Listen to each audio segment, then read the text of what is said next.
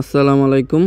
আজকে সকালবেলা ঘুম থেকে উঠলাম। ঘুম থেকে উঠে আমি প্রতিদিন আপনার মুরগি ছাড়ি। তো মুরগি ছাড়ার পরে আপনার এখানে খাবার পানি যা লাগে প্রতিদিনই দিতে হয় এবং প্রতিদিনই আপনার এখানে ওষুধ দিতে হয়। কারণ মেডিসিন ছাড়া মুরগি পালন করা সম্ভব হয় না। তো আমাদের ফ্যামিলির চাহিদাটা এখান থেকেই আপনার মুরগির মাংস, ডিম এখান থেকেই আমাদের মিটিয়ে থাকি। তো আমার এই ছোট একটা ফার্মিং থেকে আমি সবার জন্য মুরগির যে ডিমের চাহিদা, মাংসের চাহিদা এখান থেকেই সবার মিটিয়ে থাকি। তো এখানে প্রতিদিনই সকালবেলা মেডিসিন দিতে হয়। তো 5 লিটার পানিতে আমি মেডিসিন দিলাম তো সব মুরগিরে, এবং সব মুরগি এখানে মেডিসিন খাচ্ছে। খাওয়া দাওয়া শেষ করে সকালে আপনার যে লেয়ার ওয়ানটা দেওয়া হয়েছে, তো সেটার পরে অনেক মুরগি প্রচুর পরিমাণে পানি খেয়ে থাকে। তো এখানে আপনার দুটো মুরগি ডিম পাড়তে বসে পড়েছে, তো একটু পরে ডিম পারবে। তো উপরে আমার এখানে আপনার ব্রুডিং থেকে যে বাচ্চাগুলো বের হয়েছে সে বাচ্চাগুলো এখানে রাখা হয়েছে। তো এখানে ব্রুডিংয়ের বাচ্চাগুলোকে স্টার্টার ফিডটা খাওয়ানো হচ্ছে আমার। তো আর এর পাশে আরেকটা খাঁচার মধ্যে আমার 2 মাসের যে বাচ্চাগুলো সে বাচ্চাগুলো এখানে রাখা হয়েছে। তো এই বাচ্চাগুলোকেও গ্রোয়ার ফিড দেওয়া হয়। এবং এখানে এই দোরতলা মোরগটা অনেক দিন ধরেই আপনার ফ্যান্সি মুরগি, আপনার ফ্যান্সি এটা মোরগ। তো ফ্যান্সি মোরগটাকে অনেক দৌড়াদৌড়ি করছিল, ঠোকরাঠুকরি মারামারি করছিল। তো এই কারণে আজকে দৌড়ছোলা মোরগটাকে আটকে রাখবো আমি।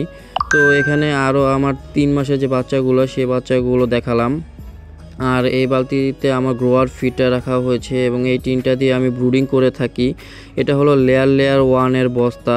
তো এটাই আমার হলো ইনকিউবেটর মেশিন। তো আমি ইনকিউবেটর মেশিনের মধ্যেই বাচ্চা ফুটিয়ে থাকি এবং এখানে আমি প্রতিদিন তাপমাত্রাটা চেক করে থাকি যে তাপমাত্রাটা কত হয়েছে, ইনকিউবেটরের তাপমাত্রাটা ঠিক আছে কিনা, ভিতরে আর্দ্রতা তাপমাত্রা। তো এটা হলো আমার স্ট্যাটাস ফিটের খাবারটা। তো এটাই হলো আমার ইনকিউবেটর মেশিন। এখানে 88টা বাচ্চা ওঠানো যায়, 88টা ডিম বসানো যায়। এটা একটা অটো ইনকিউবেটর মেশিন। আপনার একাই ঘুরবে এবং একাই আপনার সব দিকে মুভ করে থাকে 90 মিনিট পর পর। তো আমি এখানে আমার 3 কেজ ডিম রাখা আছে। এই 3 কেজ ডিম আমি এই আপনার ইনকিউবেটর যে বাচ্চাগুলো ফুটবে তারপরে এই ডিমগুলো আমি বসিয়ে দেব 88টা। এই ফার্স্ট টাইম আমি আমার 88টা ডিম আমি একসাথে সেটার মধ্যে বসাতে পারবো। তো এরপরে আপনার কিছুক্ষণ পর আরও 2টা ডিম নিয়ে এসেছে, এরপরে আরও 2টা ডিম নিয়ে এসেছে। আর এখানে তারপরে আমি দুপুরে আগ দিয়ে হাইড্রোসল স্যালাইনটা দিয়ে দিচ্ছি 5 লিটার পানিতে। এবং 5 লিটার পানিতে হাইড্রোসল দেওয়ার কারণ হলো মুরগি যদি কোনো দুর্বলতা, ক্লান্ত থাকে এবং প্রচুর পরিমাণে গরম পড়ে মাঝে মাঝে, তো এই কারণ দেওয়া। তো এখানে আমি দোরতলা মোরগটাকে ধরে আটকে রেখেছি। তো এদিকে ফারাজ দৌড়াদৌড়ি করছিল। তো একটা মোরগ আপনার আমার এটা লাল দেশি মোরগ এটা। তো এটা আমার ফারাজকে খুব ঠোকরাঠুকরি করতেছিল এবং কি বলবো, কারণ ফারাজ আজকে প্রথমবার নতুন ফার্মে এসেছে। তো ও ফার্মে আসে না। তো আজকে ও ফার্মে এসেছে বলে ওকে মোরগটা চেনে না, তো এই কারণে ঠোকরাঠুকরি করতেছিল মোরগটা। কারণ অচেনা মানুষকে অনেক সময় মোরগ ঠোকরাঠুকরি করে থাকে এই কারণে।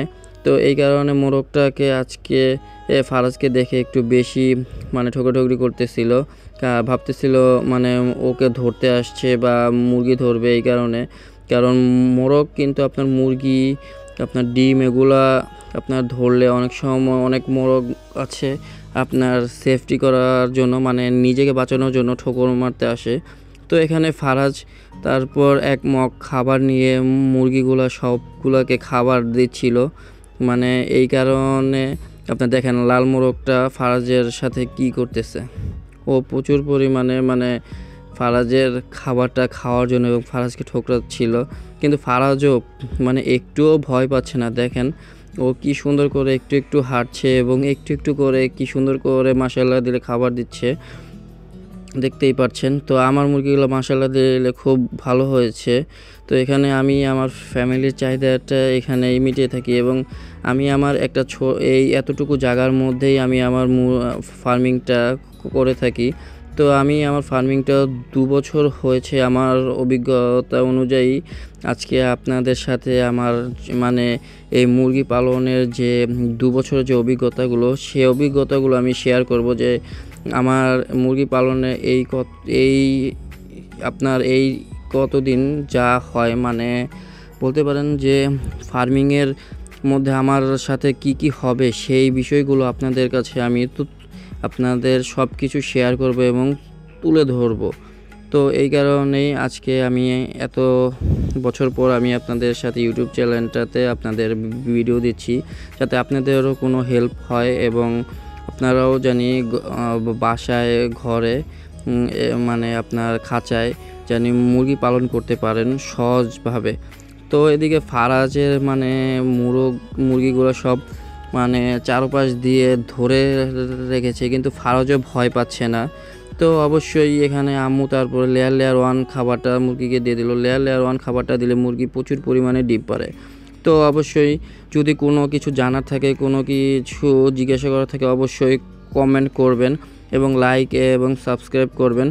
অবশ্যই আমার চ্যানেলের সাথে পাশে থাকবেন এবং নেক্সট ভিডিও দেখার জন্য অবশ্যই বেল আইকনটি অন করে রাখবেন। তো এখানে আম্মু আপনার কুচে বসা মুরগিগুলো উঠিয়ে দিচ্ছিল এবং একটা মুরগির ডিম পেড়েছে। তো ডিমটা আম্মু নিয়ে এসেছে ফারাজের হাতে। তো ফারাজ যদি ভেঙে ফেলে, এই কারণে আমি হাতে নিয়ে নিলাম। তো এদিকে মুরগি প্রায় কম বেশি একটার পর একটা ডিম পাড়তেই থাকে মাশাল্লাহ দিলে।